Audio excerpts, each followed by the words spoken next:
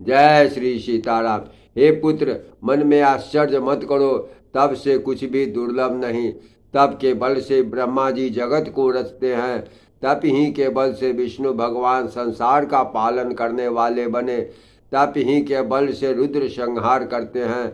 संसार में ऐसी कोई वस्तु नहीं जो तप से न मिल सके। यह सुनकर राजा को बड़ा अनुराग हुआ। तो वह तपस्वी पुरानी कथाएं कहने लगा। कर्म धर्म अनेकों प्रकार के इतिहास कहकर वह वैराग्य और ज्ञान का निरूपण करने लगा।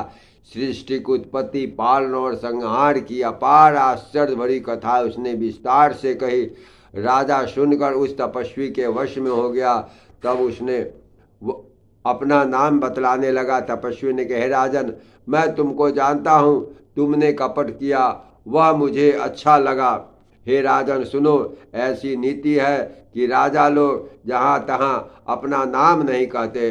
तुम्हारी यही चतुराई समझकर तुम पर मेरा प्रेम हो गया। तुम्हारा नाम प्रताप भानु है। महाराज सत्य केतु तुम्हारे पिता थे। हे राजन, गुरु की कृपा से मैं सब कुछ जानता हूँ, पर अपनी हानि समझकर कहता नहीं। हे तात, तुम्हारा स्वाभाविक सीधापन, प्रेम, विश्वास, नीति में निपुणता देखकर मेरे मन में तुम्हारे लिए बड़ी ममता उत्पन्न हो गई है। इसलिए मैं तुम्हारे पूछने पर अपनी कथा कहता हूँ। अब मैं प्रसन्न हूँ, इसमें संदेह न करना। हे राजन, जब मन को भावे वही मांग लो। सुंदर प्रिय वचन सुनकर राजा हर्षित हो गया और मुनि के पैर पकड़ कर उसने बहुत प्रकार से विनती की।